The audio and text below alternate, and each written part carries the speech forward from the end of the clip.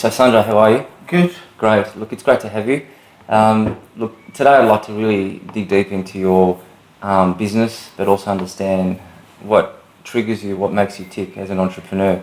And today's theme, I guess, or topic is about disruption and how, I see you disrupting your industry of mechanics within the transportation trucking industry.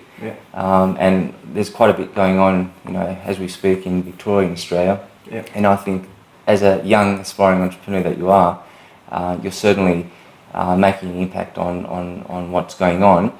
So I guess to start off with, maybe one thing that I'd like to really know is what do you do at Tranquim? So describe your business, where it's located, how long it's been running for. Yeah, we're located in West Melbourne and it's been running for just over a year now. And it's basically provide on-site support. So we target mainly fleet companies, large fleet companies, and we actually go in and help them in times of probably transition or with their servicing if they're lacking behind. And we also provide a breakdown service which covers auto, electrical, air conditioning and mechanical work on heavy vehicles and on construction sites as well. We do all the plant vehicles, and it's just basically a support. Our business supports current businesses. Okay, so you're based in Melbourne, Yes. West Melbourne? West right? Melbourne, yeah. And I guess you're a small team? Yeah, small team. We run 3 vehicles. It's fully mobile, fully equipped mobile vehicles. So we're constantly on call. Yep. Great. Okay, well, I guess looking into why you started this business in the first place, take us back, 5-10 years, or when you first started your career, and the steps you've taken to get to this point right now where you are kind of disrupting and doing things a bit differently. So take us from the beginning to where we are now. I think when I started the business, I think it was probably because I've always liked working for myself. I think as much as I've never used to admit to that earlier, I think I've always enjoyed working for myself, because I've started businesses before and then I've stopped them or sold them on and then started again. But the reason, the biggest drive lately for me to grow the business has also been because of the transition from West Australia to Victoria, obviously, because of health issues with one of my kids. Because we have to do a lot of travelling, and I always found that because I was self-employed and one-man show, each time I went away, I'd come back and then you have to start the whole business again. I've got loyal clients who would wait for me, but I just felt, no, I've got to take it another level. For that reason. And also, it's just fun. There's something fun about growing a business. I don't know. Yeah, sure. And I'm guessing coming from WA into Melbourne, competition would be stronger. How have you found competition? So when I left WA, I shut the business. I let it run for a few months. Someone just took care of it. But when I moved here, I was actually expecting it to be dead. So I'd actually planned in my head 3 months at least for business to pick up. Within 2 weeks, I had work and I've been busy ever since. So competition is there. There's a lot of people do what I do, but I still think there's a lot more work for the amount of people who do what I do.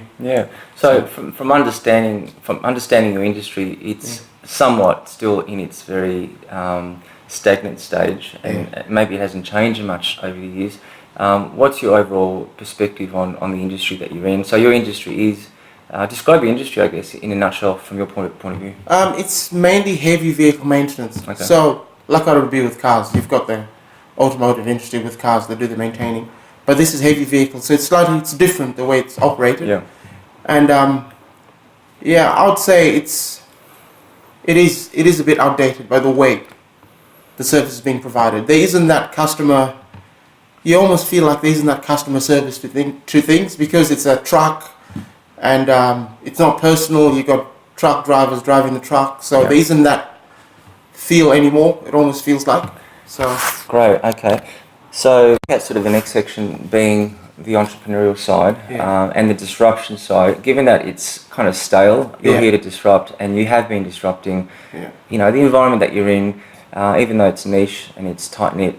Tell us a little bit about, I guess, your philosophy to being an entrepreneur, and what does it mean to you, and do you see yourself as a disruptor? Yeah, I think I do, because like with the service we provide, so we cover the whole truck. So if, let's say, your truck, we have to do your truck or your earth moving equipment, we do the whole thing. A lot of businesses do one or the other. You'll get companies doing the electrical and not the mechanical, and vice versa type thing. But also, one of the biggest things I try and do is, even with my boys and myself, is make sure the experience is good. As in, whether it's the driver, the service manager, the manager, whatever, the experience, my main thing is the experience has to be good. Yep. And has to be prompt. Yep. Yes, I want to employ skillful people, but I'm more fussed about the experience and how we do it. Yeah. Not just get it done. It's more how you get it done. Yeah. And how soon, how efficiently we get it done. Because I understand businesses, especially trucking firms, if the truck's sitting on the side of the road or in the yard, it's not making money. Yeah. And that's how I try and target it. So you talk about experience, Yeah. you talk about customer service, and Yeah. I guess there is an existing culture in that industry you operate in. From your point of view, what's that culture like? From what I've seen, I don't think that's how they all are, but from what I've seen, that's out the window. There isn't such a thing anymore. Yeah. From how the client is treated, yes, probably from the bigger main dealerships, they will try. They'll make an effort in that. Yeah. But on the whole, from the mechanics or the auto electrician side and the manager side, there isn't that anymore. It's just a piece of metal that needs to be fixed and needs to get out the door and off you go. There isn't that at all. It's more just a mechanical feel to it, and it affects the way that the vehicle is serviced. Yeah. If you've got a grumpy mechanic who's not treated right with the boss and vice versa, Yeah. it's just because we notice that, because we get into businesses and help out, and there's always that. So how do you help out? Like, let's talk about real examples. On a day-to-day, how do you, put that level of service into your work? So when we get on site and do our work, most of the times we get not blowing our own horn, most of the time we get the compliment of, I wish I could have 10 of you. It's just by the way we work, our ethics. As in, you get given a job, we just get on with it. Because of the experience we have and the way we're thinking as a business, I try and get my boys in to think with a business mind, as in, how would it be like if this was your truck and you're losing money on it? The last thing you want is this toing and froing, I can't do this, I can't do that, or delay tactics. It's just basically people filling up their shift instead of getting the trucks going. So it's more a case of get in there, get it done. Any issues, we normally try and solve most of the issues on our own instead of putting the pressure on especially the service managers.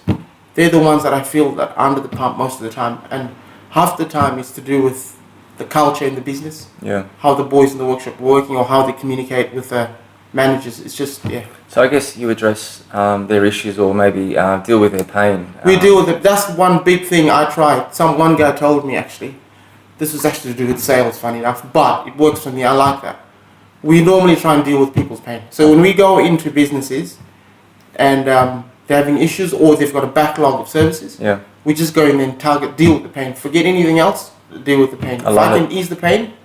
That's great. So you offer a 24-hour service day or night, is that right? Yes. Yeah. Yes. So how do you find, operating nighttime? Is that something that your clients are expecting or needing? Yeah, I think more and more I'm seeing that, because obviously it's a transport industry. Yeah. On the transport side of things, yes, definitely nighttime is prime, because daytime is trucks are moving, but on the construction side, so that's what we do. It's more construction during the day. We'll service that as much as we can. Yeah. And then the freight and waste management trucks and stuff, we do that. Okay. So what I'm hearing is you're flexible, Yes. and you're catering to the needs of the specific businesses and industries that you're in. Now you've mentioned a few industries there in discussion. So whilst this discussion is about the transportation industry, your service goes beyond that into what other sort of sectors? Waste management. Waste management. Yeah, one of the biggest things we do, waste management, because people don't realize that those garbage trucks that pick up your rubbish, they're actually very complex equipment. There's a lot of complicated stuff in there, electronic. It's all being run by computer. You see that being picked up. So there's a lot of maintenance involved in that side of things, which is another thing as well. Is some people only focus on the truck and the others focus on the compactor. We do the whole. You do the whole thing. The whole thing, yeah. And from my understanding, you have some top clients, and one of those, from what I see, is the JJ Richards account. Yeah. Obviously, for them to use you, must illustrate your work ethic and how hard you are there to try to please their business. So I guess that's an accomplishment in itself. Yeah, it is. Yeah, that's one of my big. I really appreciate that client, and it is. Right. Yeah. Fantastic. In terms of your leadership style. I guess being a business owner and entrepreneur, you have to be a good leader. And whilst your team is small, you still have to motivate and encourage others to adopt your ethos or your standard of service. You know, on a day-to-day, how do you see that evolving and happening with the people that you are working with as a leader? Look, I'm learning a lot of stuff with it as well. And a lot of it is to just, I think I'm just a bit pedantic in what I do. A bit fussy. And a lot of it is just getting to understand how the boys work or get to know how they think so that I can try and communicate to them where we're taking the business to. So it has been a bit of a challenge now and then, but it's more me understanding them than me just trying to get them to do it how I want to do it. And so I guess it's about working as a team, empowering them, and that culture. So do you think that there is an entrepreneurial culture forming in your business at the moment? Yeah, I think there is. Right. I think there is, definitely. And I guess that would be a point of difference in your industry at the moment, in terms of other competitors, without necessarily naming other businesses. But I'm guessing that because the industry has been stale somewhat, and then there are new people like yourself or companies coming up, that you're sort of shaking that up a little bit, and the culture is a bit different. So, that's right. Right. Okay. In terms of technology or industry experience or other market intelligence that you have, where do you see the opportunity at the moment in the industry, and how can you capitalise on that, I guess? Look, if you think of it, yes, there's a lot of technology coming in. I mean, with every new vehicle that comes in, there's more technology in it. And I think the main thing is what I see is everything. It's an always evolving industry with the motor vehicle, and there's always technology to service the vehicles if you're looking at it from the service point of view. But obviously from a management, I suppose, like invoicing and stuff like that, there's always software for that as well. And one of the things I like with what we do is kind of like our invoicing system or processing system. We can actually get the boys to start on that while they're on site, because we run a mobile business, which is I love that sort of thing. Like on day to day, I can be able to track where things are going, how they're going. So there's definitely a lot of that, and I'm definitely up for it. I need to get more. So is the expectation of technology there as much as say in your domestic vehicle repair? Oh yes, the expectation is there. Yes, definitely. So with trucks, do trucks have such sophisticated technology? Yes, if not even more advanced, some of them than vehicles. So I'm guessing you have to learn that technology as it evolves. Yes. And that, what does it look like maybe on a day-to-day? Is it a bit of training? Training. There's editorials. There's always stuff going. Doing a lot of reading. Yeah, a lot of reading. Yeah, definitely. Keeping ahead just of to keep the it up. rest. Yeah, great. Okay. In terms of the changes that you envisage over the coming years, realistically and ideally, where would you like the industry to be over the next 2 or 3 years in terms of the way it's going to shape and grow in Australia with trucking, with your service repairs? Do you think it's going to become sort of a more competitive environment? I don't know about that. I think the biggest thing is the kids they're bringing up in the trade. I think it's more a case of getting their mindset right. It's no more a case of I'll go to college, do my 4 years, whatever, I'm a mechanic, I can work on it. I think the biggest challenge the biggest gap in the industry is more getting the right character, the right people, because that's always the case. You always hear this. You can never get the right people. You hear that you can never get the right people. And the solution is not training them better or giving them information. It's more changing their character and their attitude to their job, which is what my plan is anyway, is to get everyone who works in my business to think like a business person. As in, how would it be like if this was your business? If they can have that, because my industry, the industry I'm in now is customer facing. Because we run a mobile service, the guy who drives to your site, you're the face of the company. So if they all have that, that's the sort of people I envisage in the business. Is like kind of almost like you could say almost like a little self-employed person, a whole heap of them. I guess it's cloning more of you. and Yeah. having replicas of you in terms of your work ethic, your attitude. That's it. Yeah. And the fact that you work hard Yeah. as a business owner, and let's go one step further. As an entrepreneur, you've got to stretch yourself, you've got to grow, you've got to Yeah. push yourself, you've got to invest. Yeah. And that's what you're doing and what you have done in the last few years. Yeah. I mean, your growth since the beginning has been quite exceptional, and I know you've expanded almost exponentially in such a relatively short period of time. Yeah. Looking ahead, say 5 years, Yeah.